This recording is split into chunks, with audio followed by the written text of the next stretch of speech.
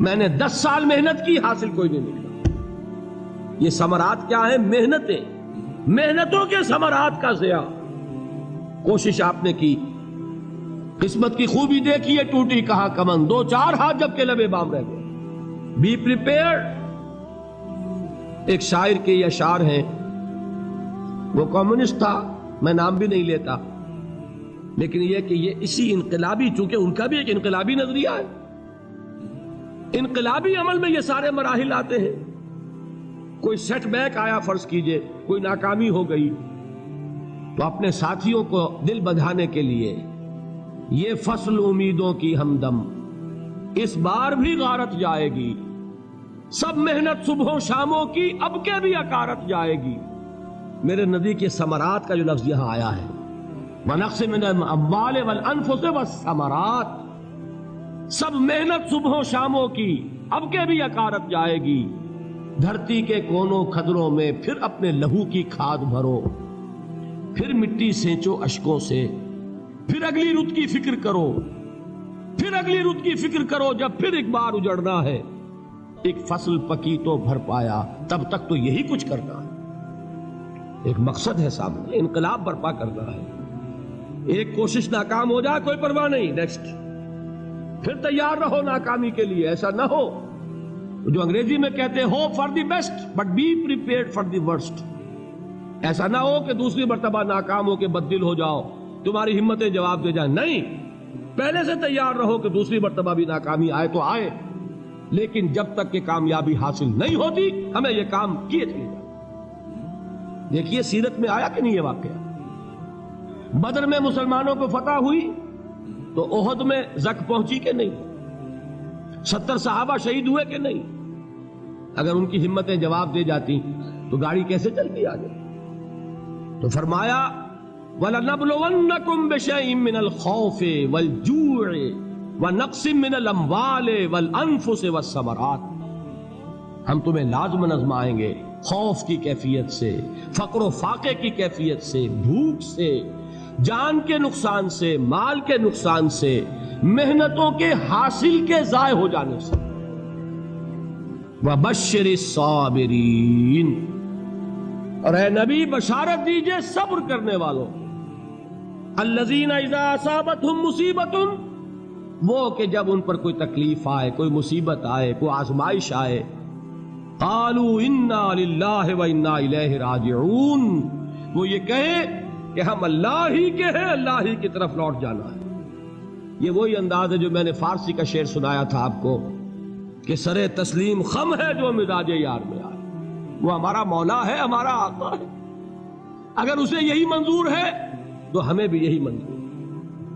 میں نے تسلیم و رضا کی بات کی تھی نا، آپ کو کچھ شعر سنائے تھے، ایک شعر اور سنیے، اور یہ کس کا ہے؟ محمد علی جوہر کا۔ ایک مرتبہ جیل گئے، ان کی ایک بیٹی جوان بیمار ہوئی، فوت ہو گئی،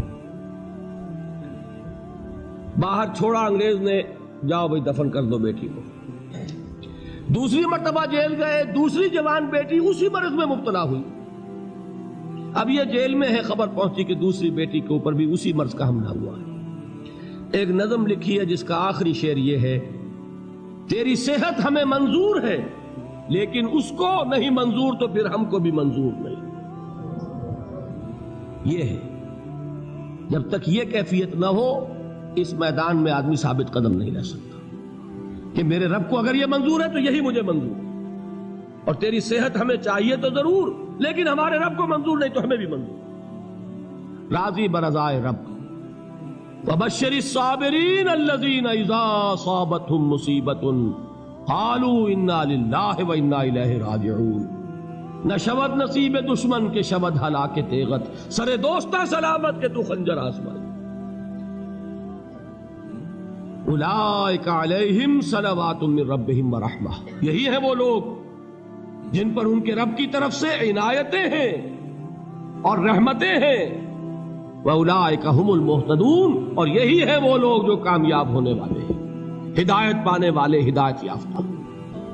اسی سورہ بقرہ میں ذرا آگے چل کر، یہ تو ہے 20واں رکوع، 19واں رکوع، بھی 21ویں رکوع کی پہلی آیت ہے لیس البر ان تولوا وجوہکم قبل المشرق والمغرب ولکن البر من آمن باللہ والیوم الآخر والملائکۃ والکتاب والنبیین وآتى المال على حبه ذوي القربى واليتامى والمساكين وابن السبيل والسائلين وفي الرقاب وأقام الصلاة وآتى الزكاة والموفون بعهدهم إذا عاهدوا والصابرين في البأساء والضراء وحين البأس۔ اب یہ آیت جو ہے سورۃ العصر میں جو مضامین آئے تھے سارے اس میں موجود ہیں۔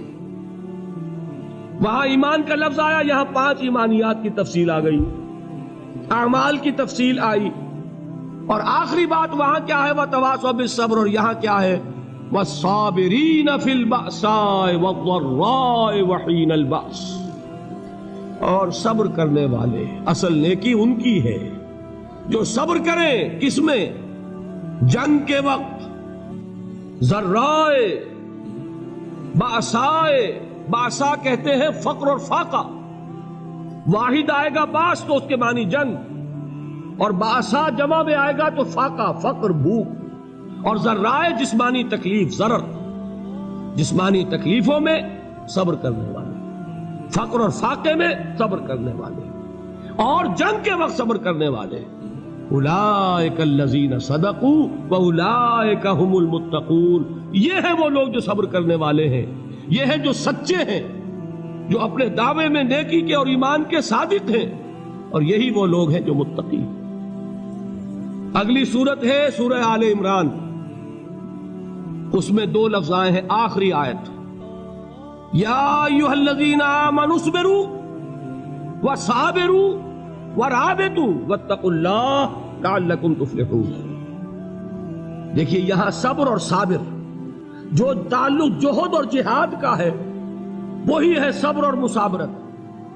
صبر ایک طرفہ عمل ہے، آپ جھیل رہے ہیں، برداشت کر رہے ہیں، صبر علی المعصیہ، صبر علی الطاعہ، صبر علی الابتلاء، یہ سب کیا ہے؟ صبر۔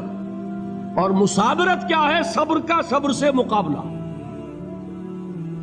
یہ سورہ آل عمران، اب وقت نہیں ہے میں آپ کو سناتا اللہ تعالیٰ نے کیسے کیسے مسلمانوں سے کہا، مسلمانوں تمہیں زک پہنچی ہے تو انہیں بھی تو پہنچی تھی، ان کے 70 نہیں مارے گئے تھے بدر میں، ان کے حوصلے جو ہیں وہ تو پست نہیں ہوئے، وہ اگلے سال آ گئے تم پر چڑھائی کر کے، تم کیوں اتنا برا مان رہے ہو؟ تمہارے دل اتنے زخمی کیوں ہو گئے؟ تمہیں تکلیف پہنچتی ہے تو انہیں بھی پہنچتی ہے۔ اپنی غیرت جو ہے ہمیں ذرا اس کا جائزہ لینا چاہیے۔ لوگ باطل نظریات کے لیے کتنی قربانیاں دے رہے ہیں، لوگ باطل چیزوں کے فروغ کے لیے کتنی محنتیں کر رہے ہیں۔ جیسا کہ میں نے ابھی کہا تھا، اسی غیرت کو چیلنج کرنے کے لیے، ذرا آپ کی حمیت دینی کو جوش دلانے کے لیے، قادیانی نوجوان کتنی تعداد میں اپنے آپ کو دین کے لیے وقف کرتا ہے، اور آپ کتنے نوجوان ہیں جو اپنے آپ کو دین کے لیے وقف کرتے ہیں،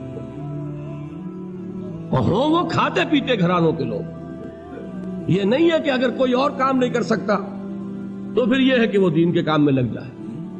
باصلاحیت لوگ، کھاتے پیتے لوگ، ذہنی استعداد رکھنے والے لوگ، اونچے گھرانوں کے لوگ، وہ وقف کریں اپنے آپ کو دین کے لیے۔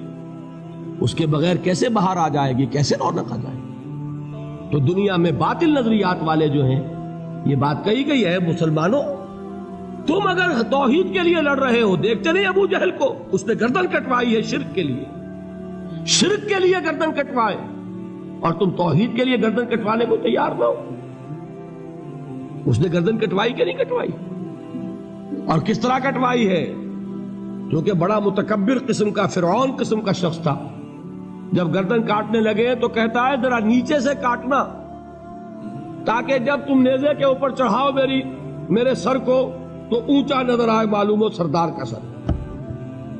وہ بدبخت مرتے ہوئے بھی جو اس کی کیفیت تھی نا، اس کو ذہن میں رکھیے۔ تو یہ اس لوگوں نے قربانیاں دی، جانیں دی، تو فرمایا اگر تم ان سے زیادہ قربانی نہیں دو گے، یہ نوٹ کر لیجئے اس کو، مجرد اگر حق کو غالب کرنا اللہ کے ذمے ہو تو آنے واحد میں غالب کر دے گا، تمہیں تکلیف ہی دینے کی ضرورت نہیں۔ سمجھ رہے؟ کیا اللہ کے مقابلے میں کوئی باطل کی طاقت ٹھہر سکتی ہے؟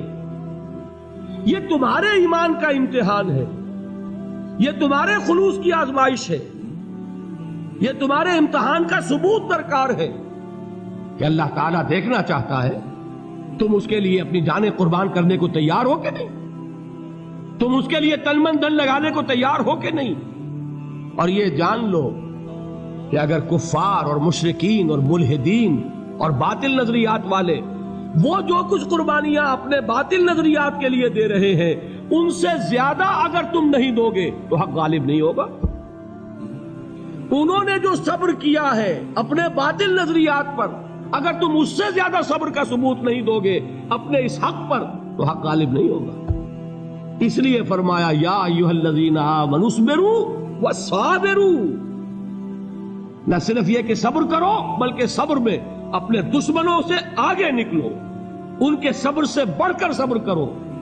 وَرَابِطُوا، مرابطہ کہتے ہیں چوکس رہنا، ہوشیار، پہرا دو، ایسا نہ ہو کہ دشمن جو ہے غفلت میں تمہارے اوپر کوئی حملہ جو ہے کر بیٹھے۔ وَاتَّقُوا اللَّهَ، اور اللہ کا تقوی اختیار کرو، لعلکم تفلحون، تاکہ تم فلاح